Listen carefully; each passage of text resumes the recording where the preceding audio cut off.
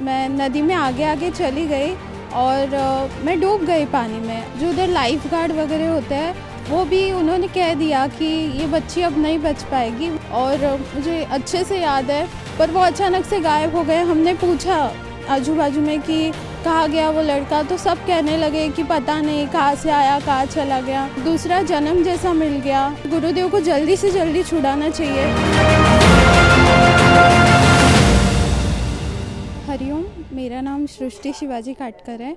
मैं डोंबिवली ठाणे ज़िले से आई हूँ, महाराष्ट्र से। और मैं बचपन से बाल संस्कार केंद्र में जाती हूँ। मैंने कई अनुष्ठान भी किए हैं और बापूजी के ये प्राणायाम, योगासन जो भी गुरुदेव सिखाते हैं उस सब से मुझे पढ़ाई में बहुत लाभ हुआ है। मेरा जीवन इतना अच्छा होता जा रहा है। बचपन से ही ये सब मिलता जा रहा है। मैं अपने आप को बहुत सौभाग्यशाली मानती हूँ कि मुझे यहाँ पे आने को मिलता है, और गुरुदेव ने जो भी सिखाया है मैं सब सीख पाती हूँ। और मैं एक छोटा सा अनुभव बताना चाहूँगी। मैं नासिक गई थी। मैं जब भी 5th स्टैंडर्ड में थी, हम नासिक गए थे और हम गोदावरी नदी के यहाँ पे गए थे। तो उधर डैम था, बहुत बड़ा डैम था।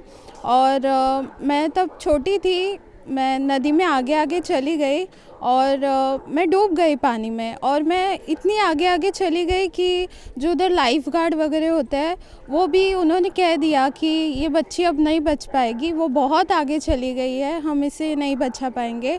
कोई आगे नहीं आ रहा था और 5-6 मिनट हो गए थे। मैं नदी में अंदर अंदर चली गई और सबने कह दिया कि अब ये बच्ची नहीं बच पाएगी, ये बहुत आगे चली गई है, अब नहीं इसे कोई ला पाएगा।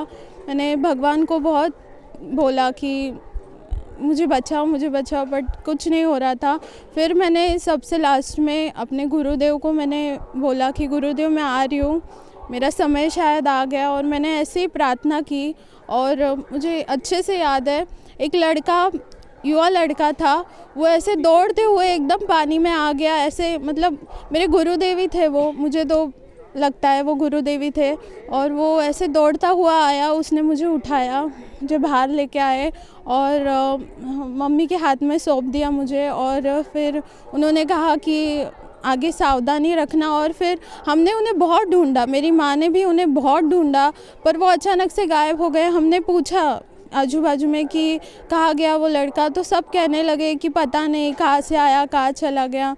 मुझे तो लगता है मेरे गुरुदेव ही थे। और इतना मुझे दूसरा जन्म जैसा मिल गया तभी। इसलिए मैं इतना ही कहना चाहती हूँ, हमारे गुरुदेव एकदम सच्चे हैं और उन पे अभी जो भी आरोप लगा है वो सब आरोप झूठे हैं। मैं बचपन से यहाँ पे आती हूँ, बाल संस्कार केंद्र में जाती हूँ।